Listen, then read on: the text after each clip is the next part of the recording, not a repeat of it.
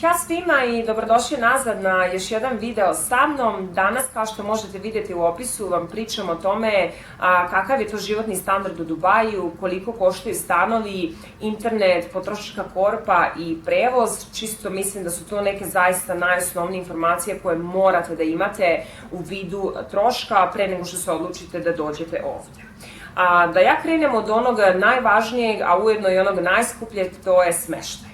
Smeštaj ovde je neverovatno skup i prosto ne mogu svi da priušte sebi da iznajmljuju stan, dok u Srbiji je sasvim normalno da vi iznajmite stan samo za sebe. Ovde stanovi su nekada jako veliki i prosto ljudi iznajmljuju sobe gde je veličina sobe kao moj stan kod kuće što je bio u Zemunu. Tako da, iz tog razloga verujem da je cena tolika koliko jeste.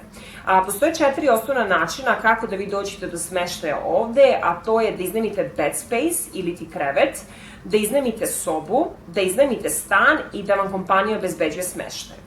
Ja ću sad reći cenu za svaku opciju, opseg iz jedne krajnosti u drugu, ali molim vas imajte u vidu da je to cena koja zavisi od lokacije i prosto od samog stanja zgrade i od nekih stvari koje ta zgrada može da ponudi u smislu bazena, saune, teretane i tako dalje. Ja ću vam dole ostaviti u komentaru odnos dirhama i dinara i odnos dirhama i evra, čisto da vam bude lakše, jer iskreno da kažem, meni matematika nije jača strana, budem li krenula da se šaltam sa brojevima iz dirhama u evre, prosto ću se izgubiti, tako da čisto ću vam ostaviti dole da vama bude lakše da možete računati dok pričam. Prva opcija što tiče bed space-a može ići od 1000 do 3000 dirhama. Druga opcija jeste da iznajmljujete sobu. Što se tiče sobe, postoji razlika između master sobe i sobe. Master soba je soba koja ima sopstveno kupatilo i vi to kupatilo ne delite ni sa kim, to je samo vaše kupatilo. Dok možete da iznajmite sobu koja ima zajedničko kupatilo sa nekom drugom sobom. Naravno, u zavisnosti da li je to master soba ili nije, zaviseći i opseg cene. Opseg cene bi recimo bio između 2000 i 6000 dirhama, s tim da ova početna cena od 2000 dirhama je u delovima grada gde ne živi puno Evropljana. Ali čisto da vam kažem da postoji takva opcija, pa vi možete da izaberete šta je vama volja. Treća opcija jeste da iznajmljujete stan. Postoji velika razlika u vidu iznajmljivanja stana ovde i kod nas kući, a to je da ljudi ovde iznajmljuju stan na godinu dana. Vi izaberete stan, vi potpišete ugovor sa vlasnikom stana, vi morate da date određen deo novca kao depozit i onda plaćate taj stan u 3 ili 4 čeka. Što znači da ćete vi na svaki 3. ili 4. mesec dati ček sa određenom svotom novca i prosto to tako ovde ide. Znam da postoje slučajevi gde možete da iznajmite stan na mesečnom nivou, ali je znatno uobičajniji ovaj gde vi iznajmljujete stan na godinu dana. Četvrta opcija, a to jeste da vam kompanija obezbedi smeštaj. Ja i Nikola praktikujemo tu opciju od kad smo se doselili ovde, mi nikad nismo iznajmljivali stan ovde jer prosto nam je kompanija davala i ja lično mislim da vam je to u neku ruku najbolja opcija, ali da znate da može da bude i malo izazovna, jer prva stvar, ne znate da li će vam se lokacija dopasti gde vas kompanija smešta u bilo koji smeštaj. Druga stvar, ne znate da li će vam se dopasti generalno, mislim, da će vam se dopasti izgled stana i prosto, kažem, može da se desi da budete zadovoljni, a može da se desi da budete kompletno razočarani. Tako da, to je zaista mač sa dve oštrice. Ja do sad sam imala sreću gde sam zaista imala normalne smeštaje. Trenutno gde živim je najbolji smeštaj od svih smeštaja koje sam promenila, ali ću vam posebno napraviti video vezano za smeštaj da bi vam baš do detalja objasnila kako smeštaj može izgledati od strane kompanije, sa koliko ljudi možete da živite i prosto te neke druge informacije koje su vezane za smeštaj.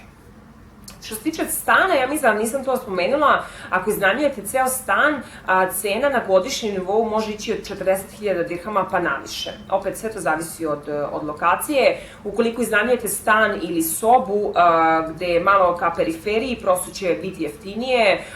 U onim delovima koji nisu povezani javnim prevozom će biti još jeftinije, ali vam trebaju kola za to. Ono što je povezano sa smeštajem jeste internet. Ovde najjeftiniji internet košta 300 dirhama i to je bez kablovske televizije. Ukoliko želite da imate kablovsku ili neki brži protok interneta, to kreće od 350 dirhama pa naviše. To je apsolutno uređeno kao u bilo kojoj zemlji. Sve zavisi od protoka interneta i od količine kanala koju želite da imate. Uglavnom, kada vi delite stan sa nekim, vi delite taj trošak za internet, tako da vam zaista ne bude to bog zna kakav trošak. Sledeća stavka jeste potrošačka korpa. Ja ću samo da podelim koliko je nas koštala naša potrošačka korpa, ali vi morate da budete svesni činjenice da svaka potrošačka korpa zavisi od vaših ličnih potreba. Prosto šta jedete, koliko jedete, da li ste pušač i ko zna šta sve ne još, ali u suštini prosto to zaista zavisi od vas. Mi smo po ugovoru imali hranu od strane kompanije, mi smo imali pravo da jedemo 3 puta dnevno u kafeteriji. Odmah da vas upozorim, nemojte tek tako da se radujete, jer ta hrana u kafeteriji apsolutno nije podređena Evropljanima. Znači, ja kad vidim u kafeteriji krompir, pire, ja se obradujem kao da sam videla ne znam ni ja šta. Jer prosto oni spremaju hranu za populaciju koja je pretežno ovde u Dubaju, a to su Indijci i Filipinci i Pakistanci i tako dalje. Naravno da ima Evropljana, naravno da ima ljudi iz Amerike, ali prosto vam kažem za te neke poslove konobara ili rada u hotelu, gde u suštini mi radimo, znajte da to nije baš najsjajnije. Ja lično ne mogu ni da pomirišem te njihove začine, a kamoli da jedem bilo šta spremljeno s tim začinima.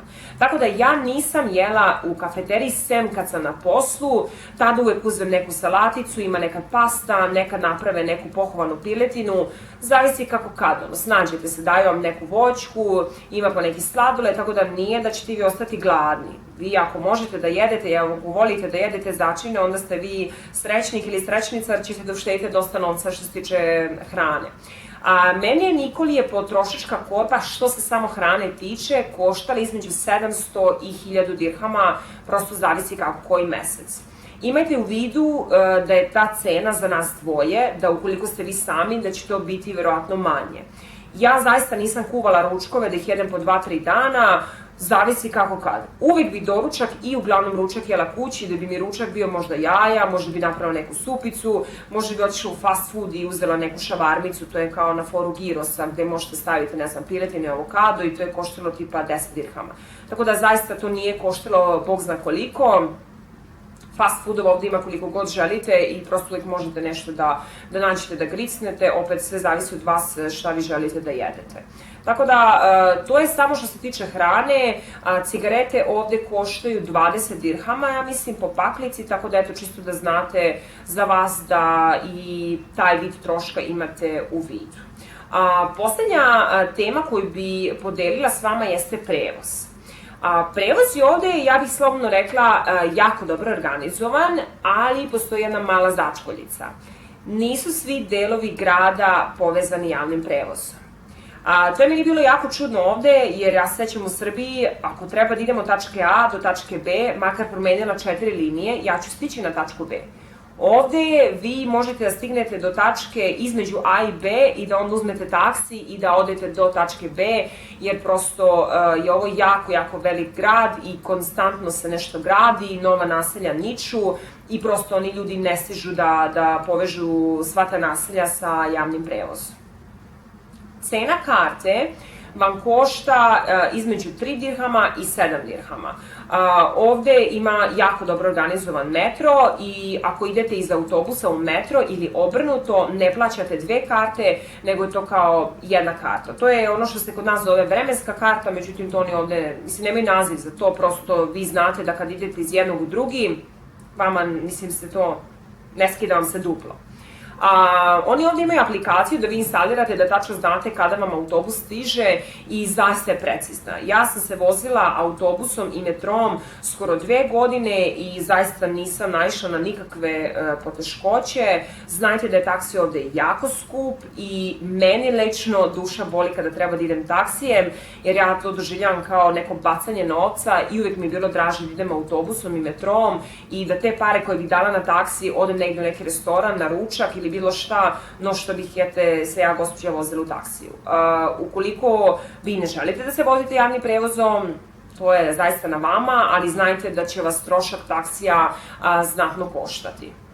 Ja se sećam dok ja i Nikola nismo živjeli zajedno i kada sam ja često odlazila kod njega, nas je na taksi znalo da izađe mesečno do 1000 dirhama. To je zaista dosta novca, tako da čisto se pripremite da je taksi ovde skup. Gorivo kao gorivo je jako jeftino, toliko jeftino da ja nisam znala koliko košta gorivo do prekjuče dok nisam otišla do pumpe da sipam gorivo i da saznam zaista kolika je cena 1 litre dizela da bi to s vama podelila. 1 litar dizela košta 2,63 dirhama i zaista to je jako, jako jeftino za ove naše uslove. Mislim da kad sam računala da je ispalo oko 75 dinara je litar, otprilike, ali nisam potpuno sigurna, svako će vam ostaviti da vi možete to da izračunate. Ja ovde sipam gorivo i nedelju i po dana se vozim i svaki dan idem na posao.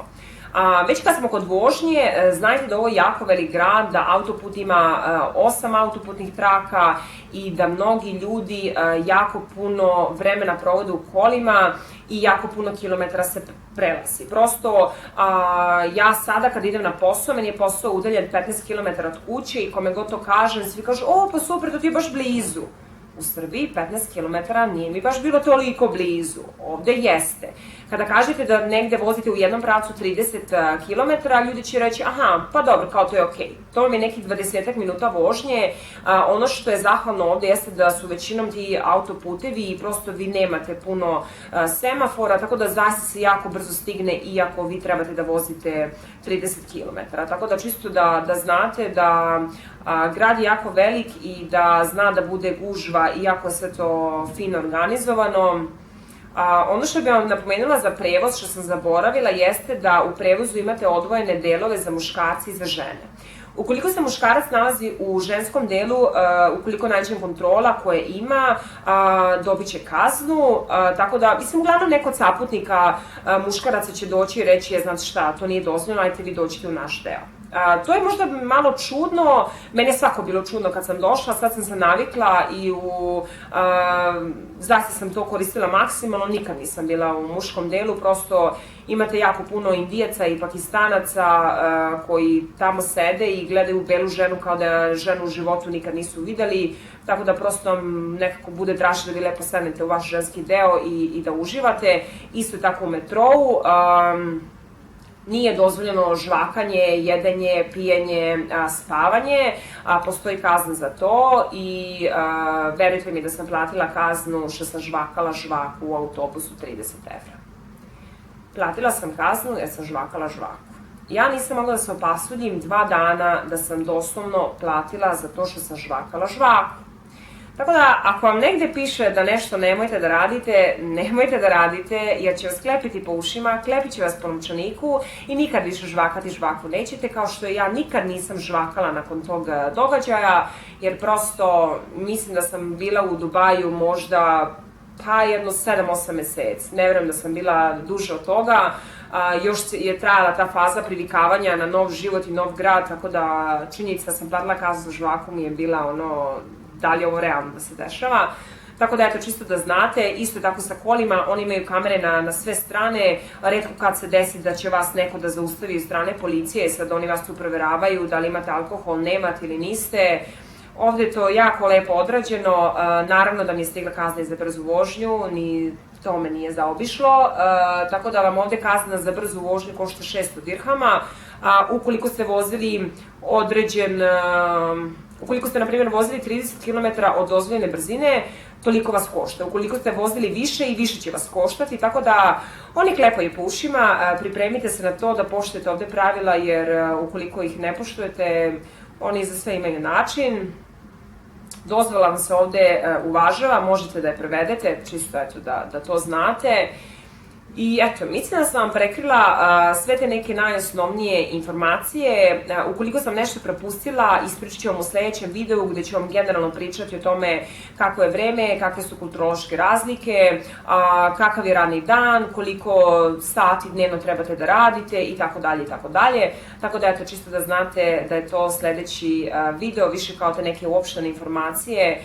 Ove 4 stavke, smeštaj, potrošačka korpa i prevoz i internet, mislim da su nekako najbitnije da znate, da biste vi mogli da stvorite neku svest koliko vam novca treba za te neke osnovne potrebe i da vidite da li uopšte s tom nekom platom koju vam poslodavac nudi vi možete da opstanete ovde ili ne možete. Ja sam rekla u prvom videu za one ljude koji nisu gledali, mi smo došli ovde za veoma malim primanjima, ništa nam nije falilo, normalan život smo imali, štedeli smo, jeli smo normalno i prosto nemojte da vas to obeshrabruje, stavite sve na papir, ukoliko imate bilo kakva pitanja, pitajte, ja ću zaista dati sve od sebe da vam pomognem, jer znam kako sve to izgleda. Tako da, eto, ljubim vas puno i do sledećeg viđenja. Ćao!